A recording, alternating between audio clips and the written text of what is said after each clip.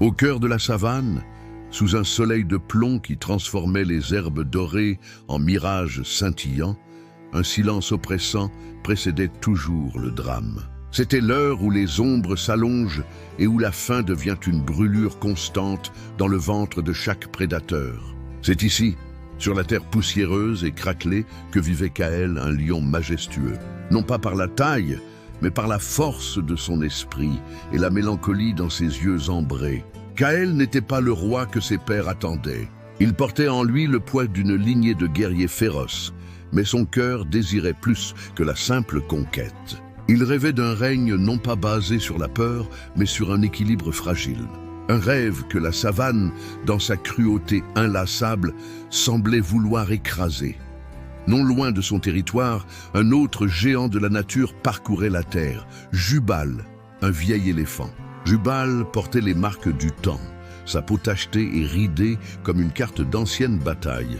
Contrairement à Kaël, qui portait la couronne de son peuple, Jubal était seul. Il était le dernier d'une harde décimée par la sécheresse et les attaques incessantes des prédateurs. Son immense silhouette était un symbole de résilience, mais sa solitude, un fardeau qui pesait lourdement sur ses épaules. Il cherchait de l'eau, un espoir de vie dans un monde qui semblait n'offrir que des souvenirs. La tension de la savane atteignit son paroxysme lorsqu'un événement inattendu se produisit. Un feu de brousse, allumé par un orage lointain, se propageait avec une rapidité terrifiante. Les animaux fuyaient dans une panique désordonnée, leurs cris se mêlant au rugissement des flammes. C'est à cet instant précis que le destin de Kaël et de Jubal s'entrecroisa de manière brutale et inévitable. Kaël, guidant sa fierté vers un refuge sûr, vit Jubal immobile et résigné, encerclé par les flammes. L'éléphant, trop lent et trop vieux pour fuir, attendait son sort avec une dignité tragique. La brutalité de la nature se manifestait non pas seulement dans la force des mâchoires et des griffes, mais aussi dans l'indifférence du feu. Kaël sentit une vague d'empathie, un sentiment rare et dangereux pour un lion. Il savait que le rôle d'un prédateur était de chasser, pas de sauver. Mais quelque chose dans le regard de Jubal, cette même mélancolie et cette même résignation qu'il portait en lui, le força à agir. C'est à ce moment-là que la réflexion de Kaël commença, un moment qui allait redéfinir non seulement son destin, mais aussi celui de la savane entière. La rencontre de Kaël et Jubal fut un choc des titans qui ne se résolut pas par un combat, mais par un silence lourd de sens. Kaël, au lieu de laisser l'éléphant périr, utilisa ses instincts pour contourner les flammes et créer un passage de secours.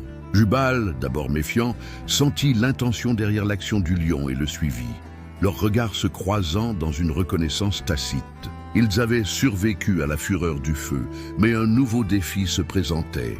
La cohabitation, la fierté de Kaël, menée par sa compagne, Lyra, une lionne aussi féroce que la tempête, n'acceptait pas cette alliance impromptue.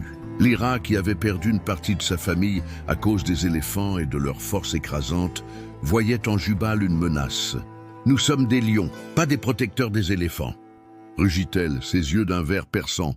La tension montait, chaque mouvement de Jubal étant surveillé avec suspicion par les jeunes lions. Le vieux Jubal, de son côté, luttait avec le poids de la solitude. Il avait passé sa vie à protéger les siens, et maintenant, il se retrouvait à dépendre de celui qui, dans d'autres circonstances, aurait été son ennemi mortel.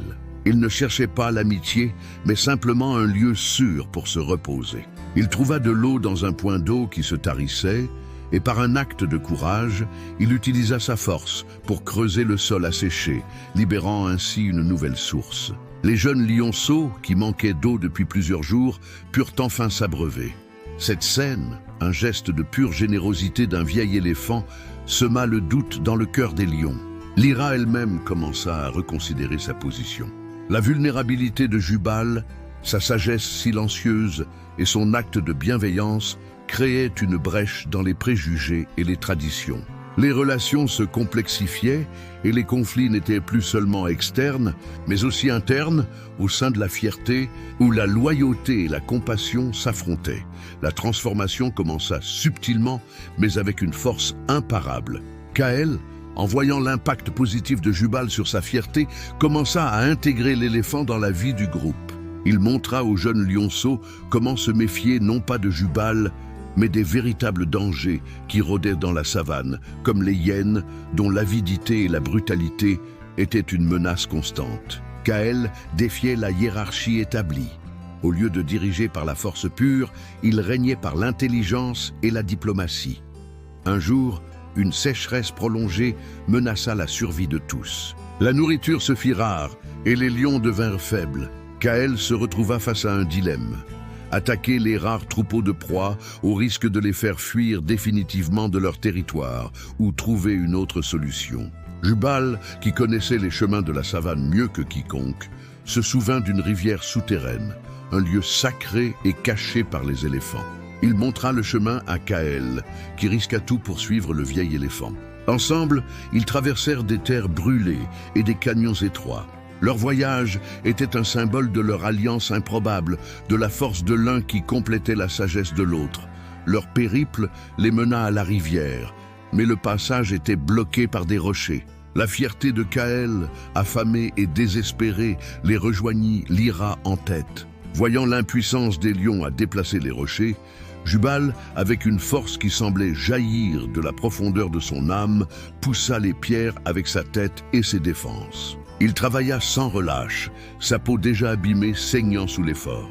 Les lions, témoins de son sacrifice, regardaient en silence. Jubal n'avait pas seulement déplacé des roches, il avait déplacé les frontières de leur propre compréhension.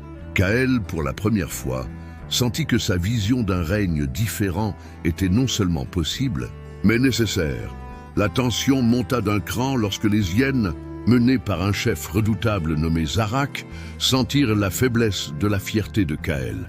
Zarak, un prédateur impitoyable qui ne vivait que pour le chaos, décida d'attaquer. Son objectif n'était pas seulement la nourriture, mais de renverser le pouvoir et de s'emparer du territoire. L'attaque eut lieu à l'aube.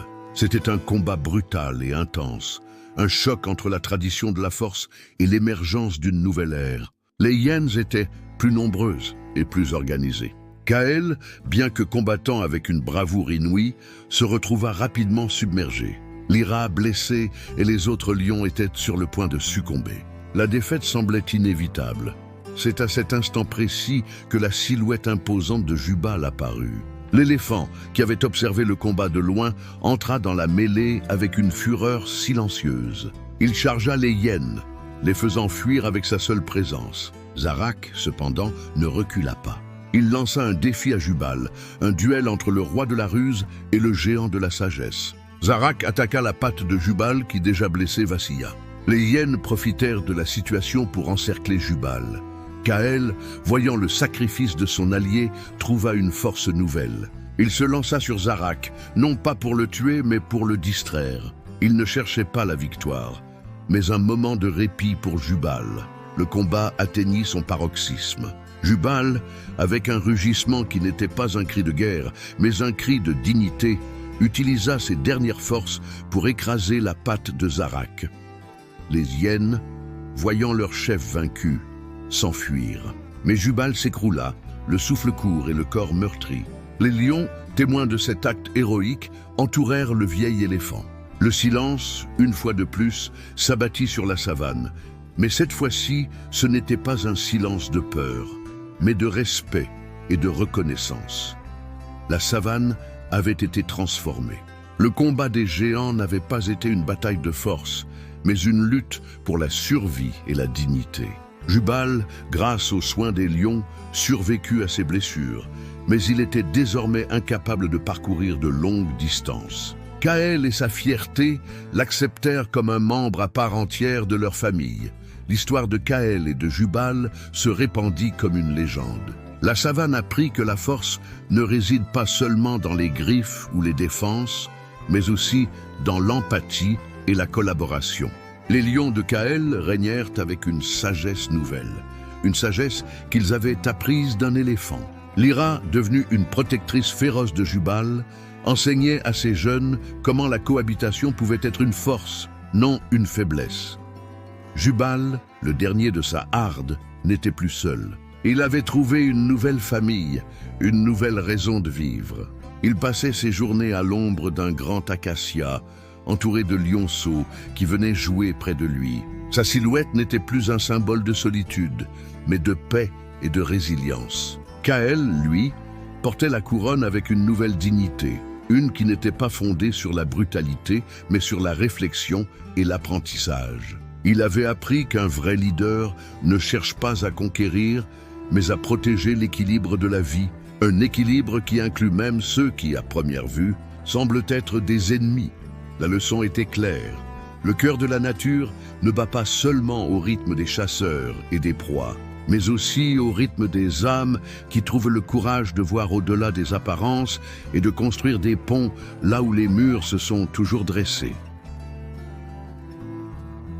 Kaël et Lyra, désormais unis par une vision commune, régnèrent sur la savane d'une manière que personne n'aurait pu imaginer. Ils n'étaient plus seulement des rois, mais des gardiens. Leur fierté s'étendit, non pas par la force, mais par le respect qu'ils inspiraient. Les autres tribus de lions, curieuses de cette alliance improbable avec un éléphant, vinrent les observer. Au début, l'incompréhension régnait, puis une admiration silencieuse. Kaël avait ouvert une voie nouvelle, un chemin où la survie ne signifiait pas l'anéantissement de l'autre, mais la coexistence. Jubal, le sage solitaire, devint le conteur de leur histoire. Ces barrissements profonds, portés par le vent, racontaient aux autres éléphants les leçons apprises. Il expliquait comment un cœur peut changer, comment la compassion peut naître là où la haine a régné. Il était la preuve vivante qu'une coexistence était possible, une lumière d'espoir dans un monde de brutalité. Les jeunes éléphants, qui avaient toujours grandi dans la peur des lions, apprirent à les voir non comme des ennemis, mais comme des voisins. Un jour, la savane fut secouée par une nouvelle menace. Une meute de lycaons, plus féroce et plus nombreuse que les hyènes de Zarak, envahit le territoire. Ils étaient menés par un mâle sans pitié, Vorak, dont la seule motivation était la soif de sang. Kaël savait que ces lions ne pourraient pas les vaincre seuls. Il se tourna vers Jubal. Le vieil éléphant, malgré sa blessure, se tenait droit, sa sagesse rayonnant comme un phare dans l'obscurité. Il suggéra à Kaël de ne pas affronter les lycaons de front, mais d'utiliser la connaissance du territoire à leur avantage. Ensemble, ils élaborèrent un plan audacieux. Jubal guida Kaël et ses lions vers une zone rocheuse et escarpée, un terrain de jeu parfait pour les lions, mais un piège pour les lycaons, connus pour leur rapidité en plaine. Les lions se cachèrent, Lyra en tête dans les crevasses et les grottes. Vorak, confiant, lança l'attaque. Mais il fut déconcerté par la résistance et la tactique des lions. Le combat fut intense. Les lycaons, pris au piège, étaient désorganisés. Kaël, grâce à son intelligence, se déplaçait avec une agilité surprenante, frappant et se retirant, épuisant l'ennemi. Lyra, avec la férocité qui la caractérisait, protégeait les arrières de Kaël. Au milieu du chaos, Vorak se retrouva face à face avec Kaël. C'était un duel, non pas de force brute, mais de stratégie et de courage. Kaël, avec une ruse que son ancêtre aurait désapprouvée, utilisa le terrain à son avantage, forçant Vorak à faire un faux pas. Il ne cherchait pas la mort de son ennemi, mais son abandon. Vorak, blessé et défait, s'enfuit avec le reste de sa meute, laissant derrière lui une savane silencieuse et libre. Après la bataille, Lyra se jeta sur Kaël, ses yeux remplis d'un mélange de soulagement et d'admiration. Elle avait vu sa force, non pas dans le sang versé, mais dans sa capacité à sauver son peuple sans tout détruire.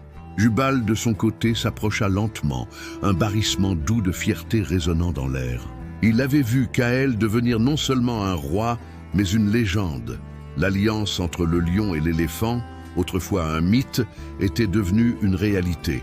Ils avaient prouvé que la force de la nature n'est pas seulement dans la brutalité de la survie, mais aussi dans la beauté de la coexistence. Kaël et Jubal vécurent de longues années, leurs histoires se transmettant de génération en génération, leurs noms devenant synonymes de sagesse et de courage. La savane avait appris une leçon essentielle, que même les plus grands des géants peuvent trouver la force dans l'union.